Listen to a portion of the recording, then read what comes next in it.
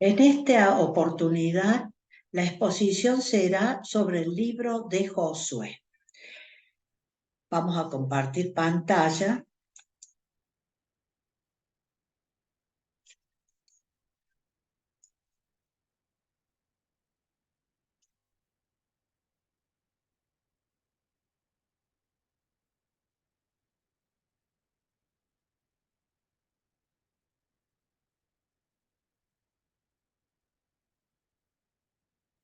Vamos a hacer la oración al Espíritu Santo, en el nombre del Padre, y del Hijo, y del Espíritu Santo. Amén.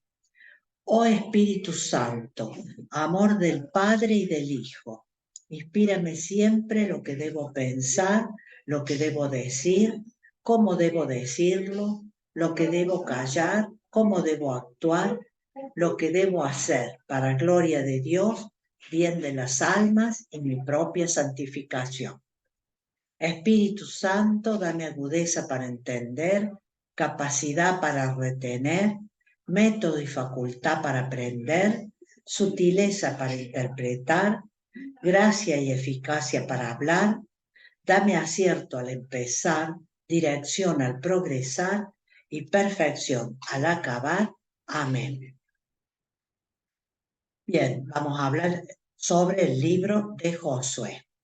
Para esto he consultado a José Luis Sicre en Introducción al Antiguo Testamento y a Ariel Álvarez Valdés en Enigmas de la Biblia 1 y 3, números 1 y 3, y en el libro ¿Qué sabemos de la Biblia? Antiguo Testamento. Primero vamos a comparar el libro de Josué con el libro de Jueces, que es el que le sigue inmediatamente después en la Biblia, en el Antiguo Testamento. En el libro de Josué se presenta la conquista como el resultado de una acción de conjunto de las tribus bajo la dirección de Josué, de tal manera que él es, del principio al fin, su personaje principal. En Jueces, cada tribu con su líder lucha individualmente por su territorio. Esa sería la diferencia entre uno y otro. Tenemos acá el mapa, un mapa del Éxodo, el recorrido que hacen los israelitas en el libro del Éxodo, desde Egipto, pasan por el Mar Rojo, atraviesan el desierto y llegan hasta las ciudades, cruzan el Jordán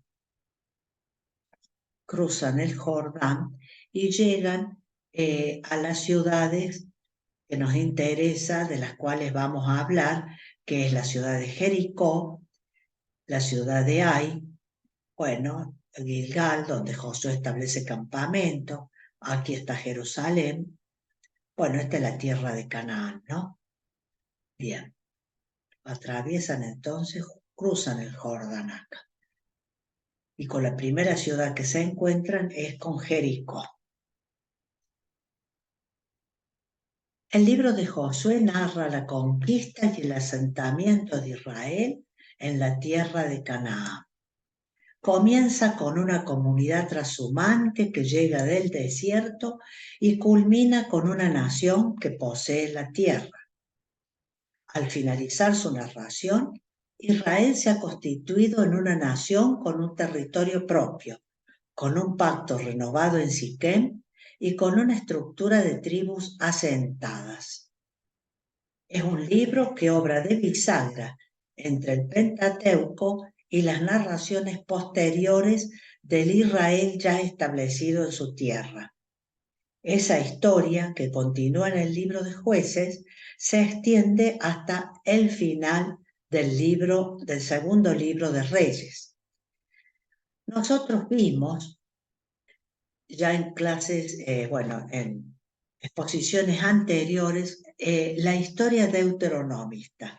Y haciendo un repaso de este tema, recordamos las etapas, ¿no? En esta línea de tiempo, las etapas de este pueblo de Israel, de la historia de este pueblo de Israel, que comienza del siglo XIII al XVIII, la época de los patriarcas.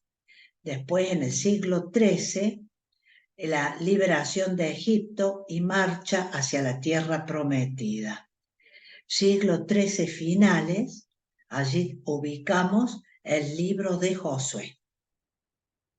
Siglo XII al XI, el libro de Jueces. Después, del 1030 al 931 a.C., el tiempo de la monarquía con Saúl, David y Salomón. Luego se divide este reino en dos: el reino de Israel y el rey al norte y el reino de Judá al sur. Esto es en el 931. Bueno, esta etapa la abarcamos hasta el 586 a.C. En el 721 tenemos la invasión asiria y en el 622 el gobierno del rey Josías, con una reforma política, social, religiosa muy importante. Y en el 586 ya tenemos el exilio, la invasión, la invasión babilónica, ¿no?, con Nabucodonosor. Bueno, esta etapa se extiende hasta el 538. Allí entonces es el exilio, ¿no?, con la invasión babilónica. Luego viene la otra etapa del 538 al 333 antes de Cristo, con el imperio persa. Y luego tenemos al imperio griego, que va desde el 532 al 63 antes de Cristo. Luego, después ya del 63 hasta la era de Jesús, hasta el tiempo de Jesús, es el imperio romano. Bien.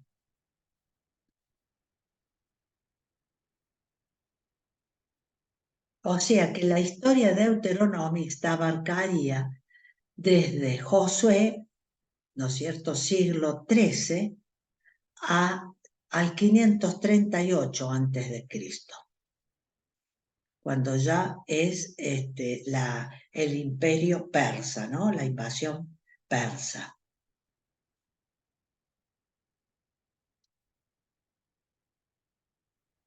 Recordamos entonces que esta historia deuteronomista comprende, está encabezada por el libro de la ley, el libro del Deuteronomio, y continuada con el libro de Josué, el libro de Jueces, el primero y segundo libro de Samuel y el primero y segundo libro de Reyes.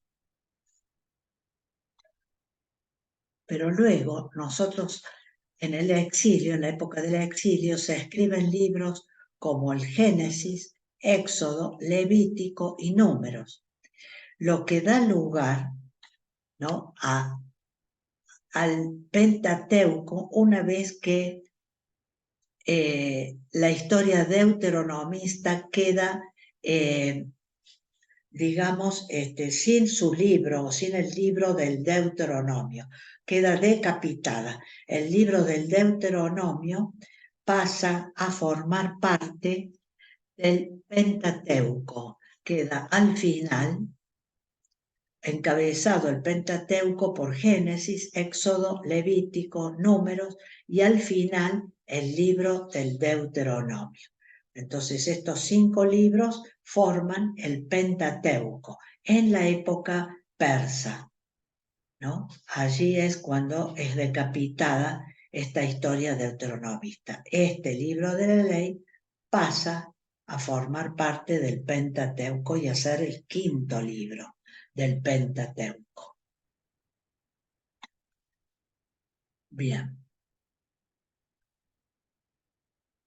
Josué era el nombre del sucesor de Moisés, cuyo significado sería Yahvé salva, En hebreo sería el equivalente a Jesús. Según los textos bíblicos, Josué fue el sucesor de Moisés en las campañas militares que tuvieron los hebreos en la conquista de Canaán. Al morir Moisés, le encarga la tarea de llevar a los hebreos a Canaán, entrar a la tierra prometida donde debía repartirla entre todos, es decir, entre las 12 tribus de Israel, esclavizadas en Egipto, que luego escaparon y después regresaron y conquistaron Canaán. Pero ¿fue así realmente? Vamos a ver, la llegada a Egipto de todas estas tribus o clanes se realizó durante varios siglos, instalándose en el delta del Nilo sin tener ningún tipo de organización. Cuando el Génesis cuenta que Jacob arribó a Egipto, en realidad alude a los miles y miles de arameos anónimos que se instalaron por diversos motivos y en distintos tiempos en esa fértil tierra. No hubo un solo éxodo, sino dos. El primer éxodo en el 1580 a.C., más o menos cuando un pueblo semita llamado los Hicsos, que gobernó Egipto por siglo y medio, fue expulsado y junto a ellos, aprovechando esta situación, también los clanes arameos decidieron volver a Palestina.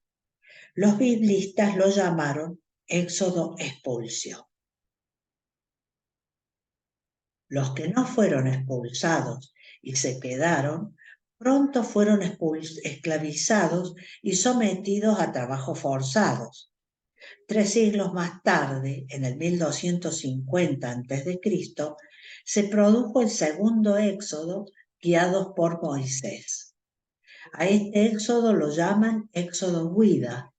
Los que lograron huir eran una masa de esclavos buscando la libertad, unos pobres desvalidos. No se trata, como vemos, de tribus que estaban constituidas ni establecidas, ni mucho menos un ejército organizado.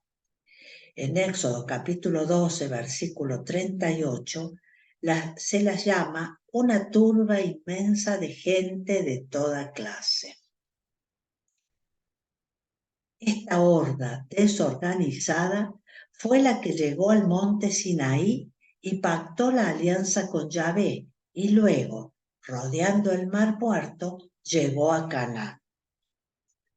Aquí se presenta la conquista como el resultado de una acción de conjunto de las tribus bajo la dirección de Josué, de tal manera que él es, del principio al fin, su personaje principal.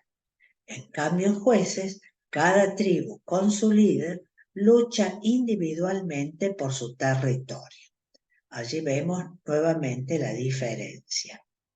Pero la misma Biblia afirma en varios lugares que la conquista fue un largo proceso realizado por tribus individuales y nunca logrado totalmente, como dice el libro de los Jueces. ¿Cuál fue el origen y la formación del libro? El libro aparece más bien ligado a la historiografía deuteronomista. Por lo tanto, su escritura debió ser hecha en el siglo VII o VI antes de Cristo, en época del rey Josías, cuando se inicia la recopilación y edición del Deuteronomio, que luego será reinterpretado y recopilado en época del exilio, siglo VI antes de Cristo. Este libro no es en absoluto contemporáneo de los hechos referidos, que se supone que estos relatos corresponden al siglo XII a.C. aproximadamente, sino que es una larga reelaboración de tradiciones antes de su puesta por escrito por un redactor deuteronomista en el siglo VI o V antes de Cristo. Cabe aclarar acá que este nombre de historia deuteronomista recién fue atribuido, nombrado en el siglo en el siglo XX, en el año 1943, por Martin Knorr, que recién habla de una historia deuteronomista. Antes no se había hablado de historia deuteronomista, pero él se basa en todo esto que venimos mencionando. Luego entonces el recopilador y editor sagrado escribió estos relatos en pleno exilio, y lo que quería dejar claro era que esa tierra, la tierra prometida, que con tanto trabajo había sido conquistada por Josué, ahora en el siglo V a.C. se había perdido. ¿Por qué? La respuesta es sencilla: por haber abandonado a Dios y haber servido a los ídolos de otros pueblos. Inversamente a la pregunta ¿cómo pudo Josué conquistar la tierra? Se contesta: porque no abandonó en ningún momento al Señor, no se dejó seducir por dioses extranjeros y aniquiló a todos los que podían representar un obstáculo para la fe de Israel. Estos libros, en definitiva, son la obra de hombres piadosos que meditaban sobre el pasado de su pueblo, deduciendo de él una lección religiosa. Bueno, vamos a ver la estructura y el contenido del libro de Josué. Resulta bastante fácil distinguir en el libro dos grandes partes seguidas por una amplia conclusión. Primero, una conquista violenta y rápida de la tierra prometida. Capítulos del capítulo 1 al 12. B, el reparto de la tierra entre las tribus del capítulo 13 al 22. Y el fin de la jefatura de Josué y la celebración de la alianza en el capítulo 23. ¿Cómo cuenta la entrada de Josué, la entrada a la tierra prometida? ¿Cómo entender el acontecimiento? En Josué capítulo 1, del versículo 1 al 18, el libro cuenta los preparativos para conquistar la tierra prometida.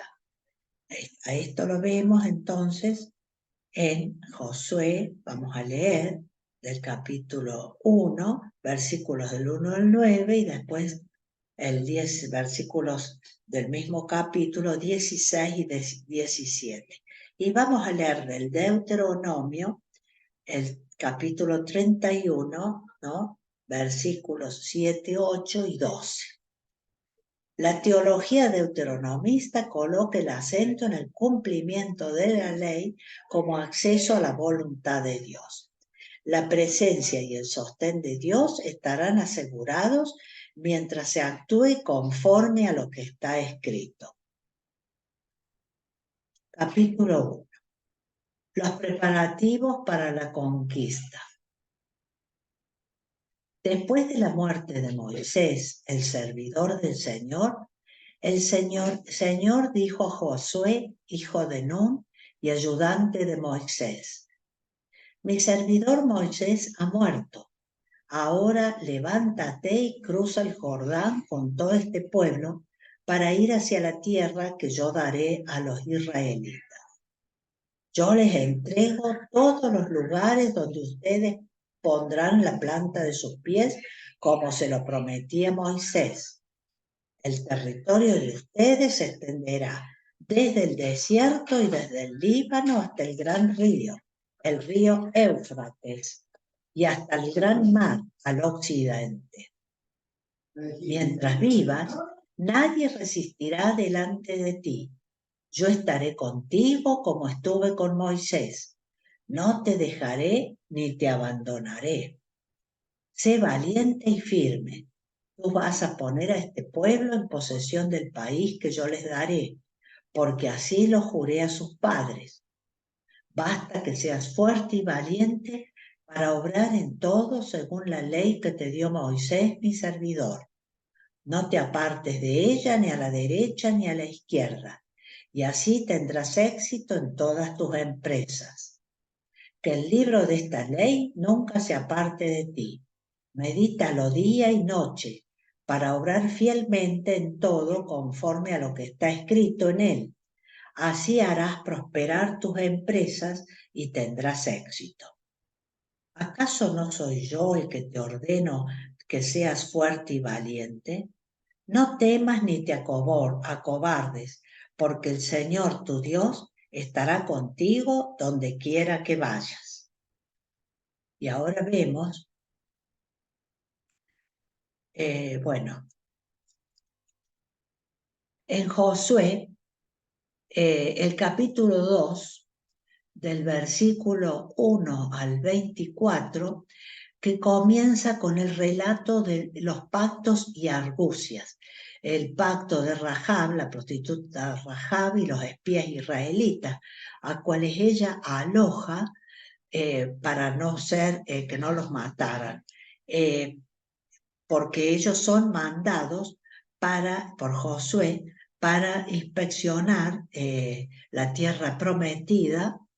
Y bueno, ella los aloja, los son buscados, pero no los encuentran porque Rahab dice eh, que ellos ya se han ido, los esconde y dice que ya se han ido, que no están con ella.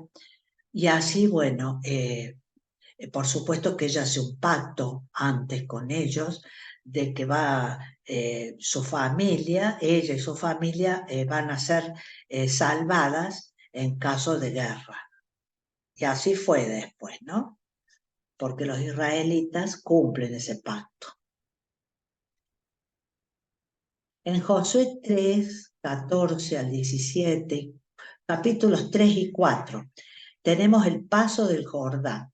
Es un relato del comienzo. Las aguas se cortaron, se detienen y se levantan en una sola masa.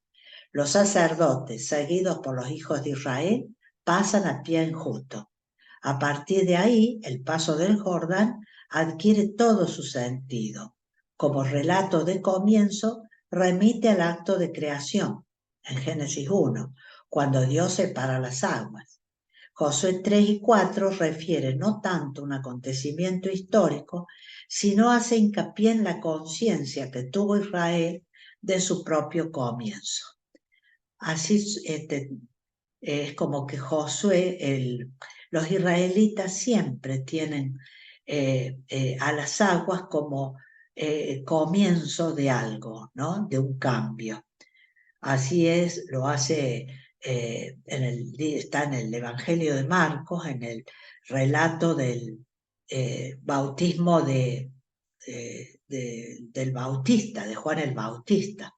Tenemos también un relato de comienzo, ¿no? De iniciación con el bautismo de Juan el Bautista.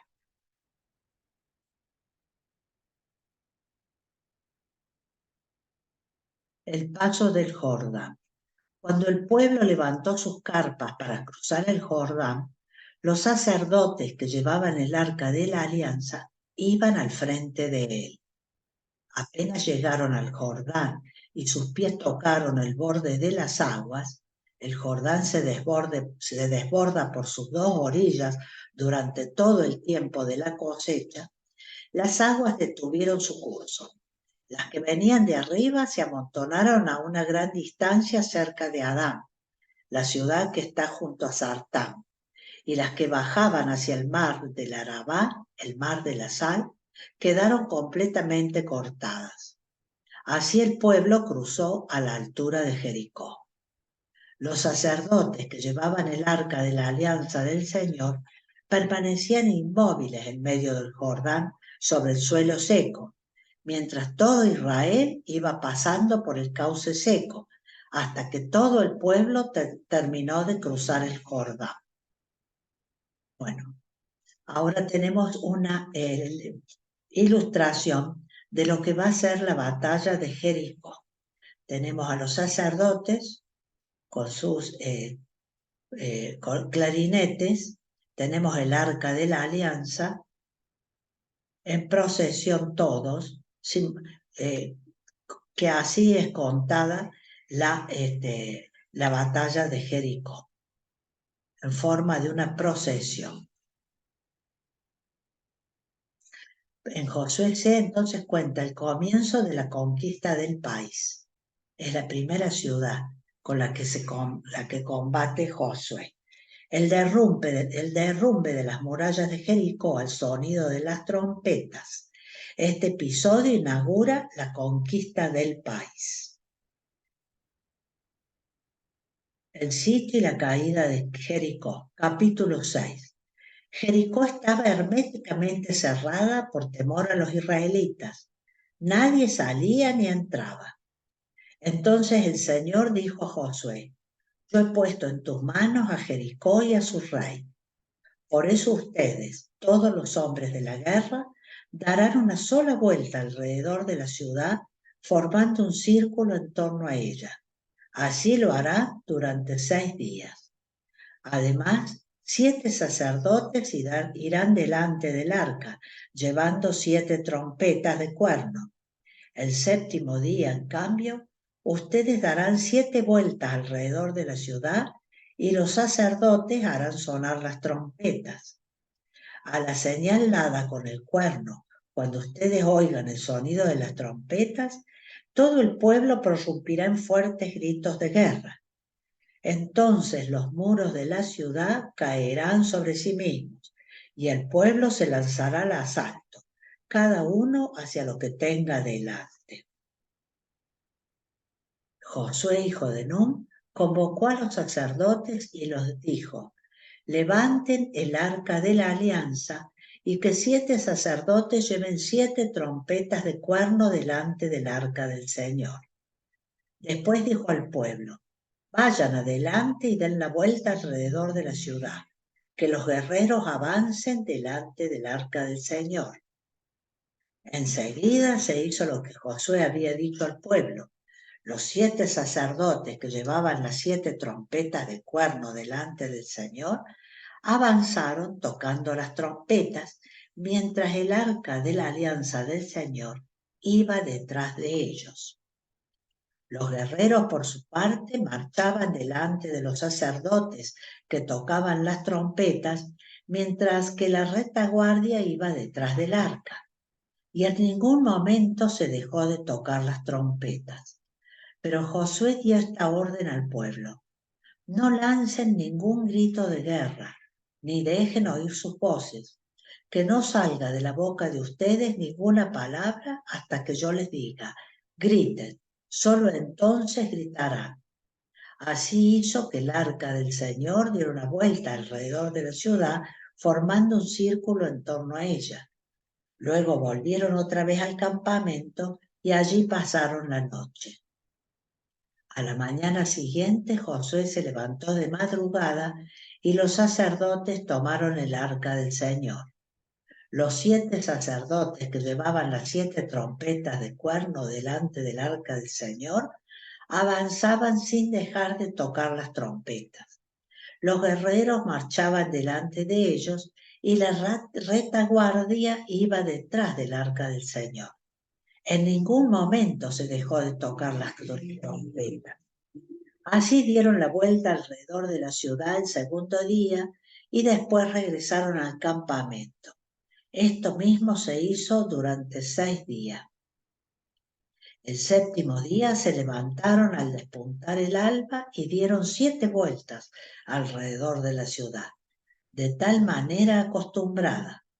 la manera acostumbrada.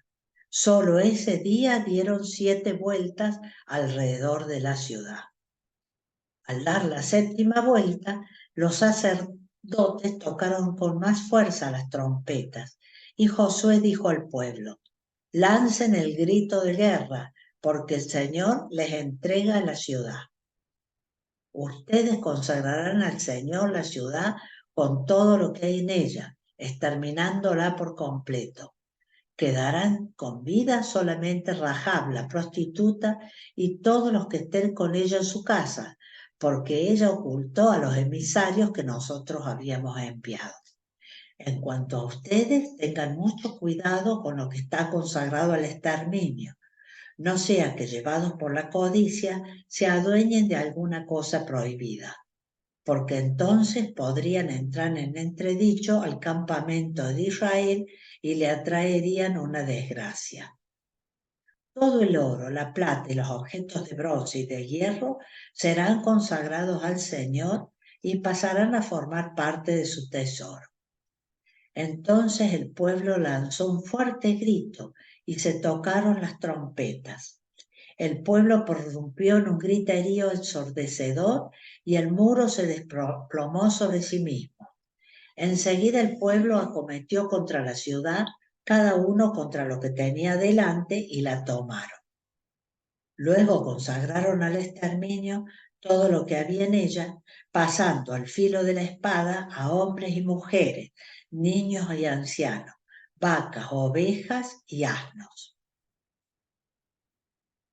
Pero ¿qué es lo que sucedió realmente en la batalla de Jericó?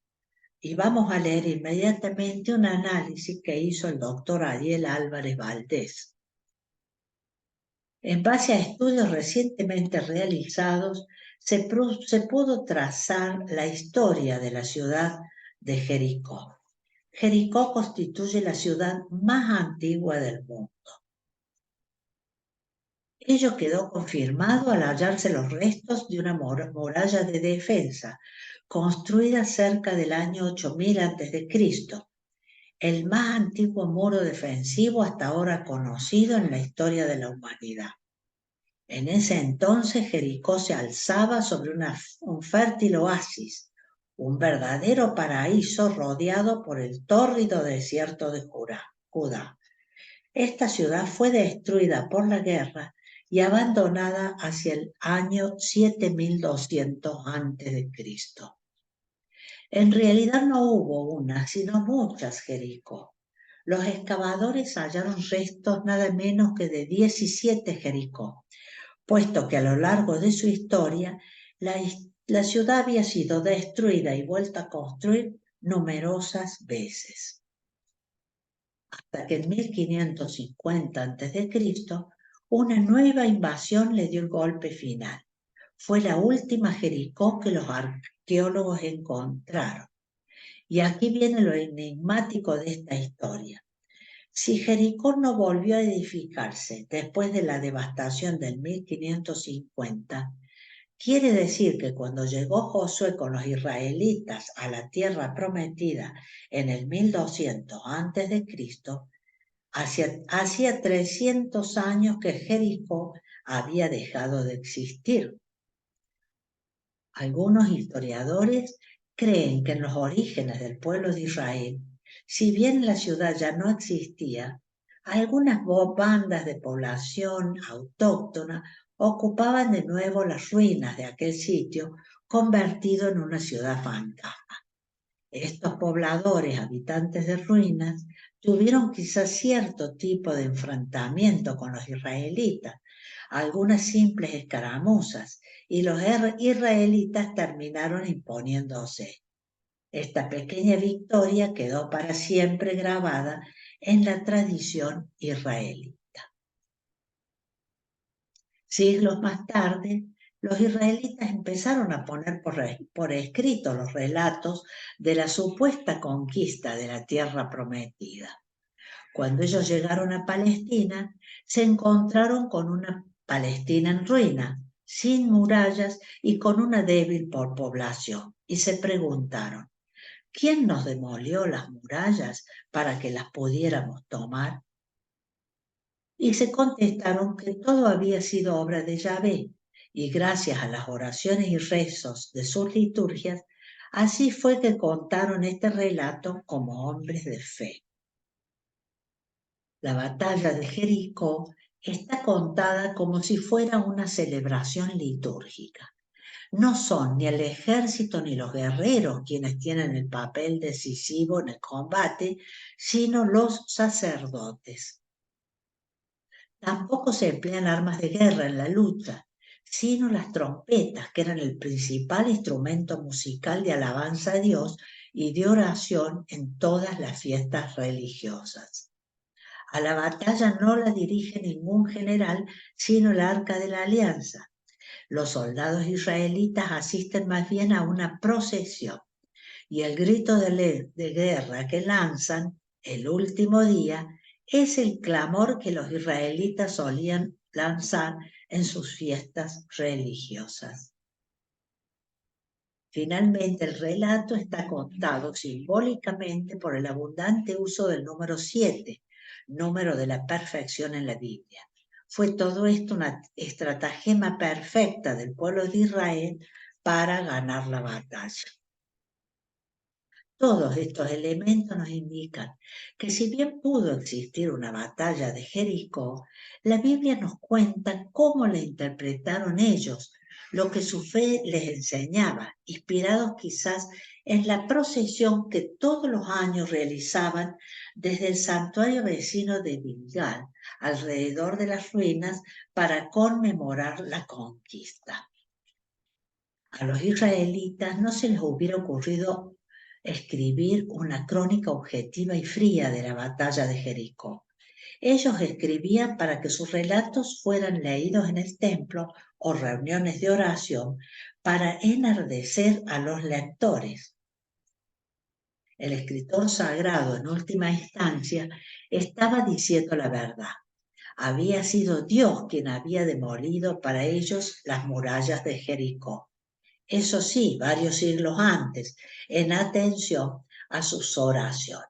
Y aquí tenemos que hacer mención de la inerrancia de la Biblia, o sea, cómo la Biblia tiene errores, entre comillas, errores de índole geográfico, histórico, en este caso sería histórico, porque hemos hablado de estos 300 años de diferencia entre la entrada, ¿no es cierto?, entre la entrada en la ciudad de Jericó y cuando realmente la ciudad de Jericó ya había desaparecido 350 años antes, ¿no?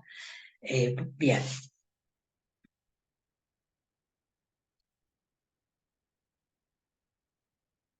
Vemos ahora en los capítulos 7 y 8 el pecado de Acán y la campaña contra Ai. Cuenta que un judío, Acán, roba lo consagrado al anatema y por ello se enciende la ira de Dios, el cual no permite que la primera expedición contra Ai termine victoriosa.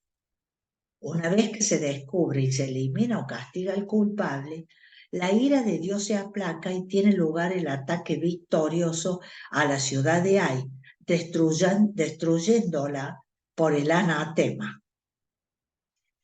Vemos entonces que el Señor respondió a Josué: levántate, ¿por qué estás ahí postrado sobre tu rostro? Israel ha pecado, ellos han transgredido mi alianza, la que yo les impuse. Se han quedado con algo que debía ser consagrado al exterminio. Se han atrevido a robarlo, a esconderlo y a reservarlo para su uso personal. Por eso los israelitas no podrán hacer frente a sus enemigos, sino que tendrán que volver las espaldas ante sus adversarios por haberse convertido ellos mismos en algo que debe ser consagrado al exterminio. Yo no estaré más con ustedes si no eliminan lo que debió ser consagrado al exterminio. Ahora levántate y purifica al pueblo. Tú dirás: purifíquense para mañana, porque así habla el Señor, el Dios de Israel. En medio de ti, Israel, hay algo que debió ser consagrado al exterminio, y tú no podrás hacer frente a tus enemigos hasta que lo hayas extirpado. Aquí tenemos la batalla, ¿no?, de Jericó. Cuando Israel terminó de matar a los habitantes de Ai en campo abierto, en el desierto donde los habían perseguido, y cuando cayó hasta el último de ellos bajo los golpes de las espadas, todo Israel se volvió contra Ai y la pasó al filo de la espada. Los que murieron aquel día entre hombres y mujeres fueron 12.000, o sea, todos los habitantes de Ai. Y Josué no retiró la mano con que sostenía la jabalina hasta que consagró al exterminio a todos los habitantes de Ai. Bueno, acá tenemos una ilustración del capítulo 9, donde se habla, ¿no?, de la batalla de los Gabaonitas, como ellos fueron protegidos por Josué. Bueno, los Gabaonitas lo engañan a los israelitas, pero bueno, después reciben la protección de Josué. Y bueno, allí habla también de cómo se detiene el sol en Gabaón, otro error, bueno, eh, otro error de orden geográfico, con esto de la detención del sol en Gabaón, algo imposible de producirse, ¿no? Empiezan a preguntarse en el capítulo 9 si hay otros caminos que no sea la guerra o la violencia para la conquista de la tierra. Sí, es así que los gabaonitas engañan entonces a los israelitas y evitan entonces evitan bueno, son defendidos y protegidos finalmente por los israelitas. En el capítulo 10, la religión justifica la violencia, ¿no? Hay un exterminio por razones religiosas. Esto lo vemos en el Deuteronomio, capítulo 7, y en Josué, capítulo 10. El verbo hebreo jerem, que quiere decir consagrar al exterminio, se emplea en muchos pasajes del Antiguo Testamento para referirse a la destrucción total o parcial del enemigo y de sus propiedades. No era una cuestión de estrategia o simple justicia, sino un acto religioso. Por esa razón, no solo no es condenado por Dios, sino que es santificado. En Deuteronomio 20, versículos del 16 al 18, leemos: Pero en las ciudades de esos pueblos que el Señor tu Dios te dará como herencia, no deberás dejar ningún sobreviviente. Consagrarás al exterminio total a los hititas, a los amorreos, a los cananeos, a los pericitas, a los givitas y a los jebuseos, como te lo ordena el Señor tu Dios, para que ellos no les enseñen a imitar todas las abominaciones que cometen en honor de sus dioses. Así ustedes no pecarán contra el Señor su Dios. Esta es una ley prácticamente del Deuteronomio. Bueno, la comparamos con Josué 10, versículos del 40 al 43, y dice: Así Josué conquistó toda la región, la montaña con todos sus reyes. No dejó a nadie por vida, sino que consagró al exterminio a todos los seres vivientes, como el Señor, Dios de Israel, le había ordenado. Josué conquistó desde Cades Barnea hasta Gaza y toda la región de Gosén hasta Gabaón. En una sola campaña se apoderó de todos estos reyes y de sus territorios, porque el Señor, el Dios de Israel, combatía a favor de los israelitas. Finalmente Josué regresó al campamento de Gilgal acompañado de todo Israel. En Josué, de los capítulos 13 al 22, tenemos el reparto de las tierras entre las distintas tribus. Después, en el capítulo 23, tenemos el último discurso de Josué. En el capítulo 24, la gran asamblea de Siquem y la celebración de la alianza y la muerte de Josué. En el capítulo 24, en la gran asamblea de Siquem y la celebración de la alianza, las partes, ¿no?, de esa celebración de la alianza son la convocatoria de la asamblea, la proclamación de la palabra, la respuesta de fe y compromiso y la ejecución de un rito como memorial. Esto nos recuerda al libro de Nehemías y también, ¿no?,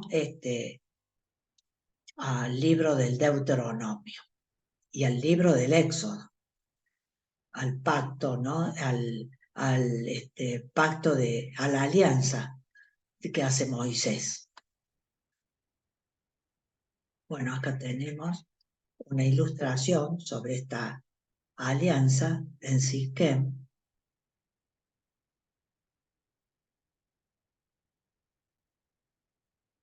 Y leemos algunos versículos de la alianza de Siquem. Aquel día Josué estableció una alianza para el pueblo y les impuso una legislación y un derecho en Siquem. Después puso por escrito estas palabras en el libro de la ley de Dios. Además tomó una gran piedra y la erigió allí, al pie de la encina que está en el santuario del Señor. Josué dijo a todo el pueblo: miren esta piedra, ella será un testigo contra nosotros, porque ha escuchado todas las palabras que nos ha dirigido el Señor, y será un testigo contra ustedes para que no renieguen de su Dios.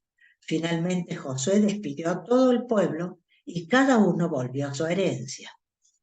Bueno, vamos a ver el contexto teológico de todo este libro de Josué. Con este libro comienzan todos los libros históricos después del Deuteronomio, ¿no? En el Antiguo Testamento, los que nosotros llamamos históricos, porque como les dije anteriormente, esto de historia deuteronomista recién se habla desde el año 1943, cuando Martin North nos habla de la historia deuteronomista. Para los judíos, estos libros son libros de los primeros profetas. Ellos no hablan de historia deuteronomista. Bueno, el contexto teológico. Todos los conflictos y cuestiones del libro desaparecen cuando se lo considera exclusivamente en su contexto teológico.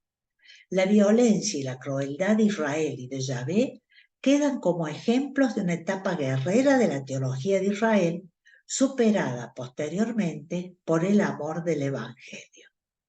La intención de los autores es simplemente demostrar que Yahvé es severo con un pueblo impío, pero fiel a sus promesas y protector cuando el pueblo lo respeta y cumple con la alianza. Al final del libro encontramos una síntesis acabada de la historia a través de la figura de Josué, que aparece como el nuevo Moisés. Después que el escritor deuteronomista atribuyera a Josué la conquista de Canaán, conquista ideológica sin fundamento histórico, un escritor posterior en la época del exilio, siglo V a.C., dio un paso más al atribuirle las características de Moisés. La llegada a la tierra prometida, Canaán, es en el Antiguo Testamento el verdadero tema del libro de Josué y de Jueces. El pueblo que había encontrado a Yahvé en el desierto, que combatió a favor de los israelitas, tiene su recompensa de manos de Yahvé.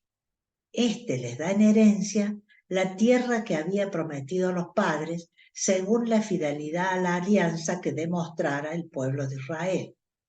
En estos libros se muestra la fidelidad de Dios en el cumplimiento de su promesa de dar a su pueblo la tierra de Canaán, o sea, la tierra prometida. O sea, a la promesa de descendencia que se hace en el libro de Génesis, el Señor cumple la promesa de dar a Abraham la tierra prometida en el libro de Josué.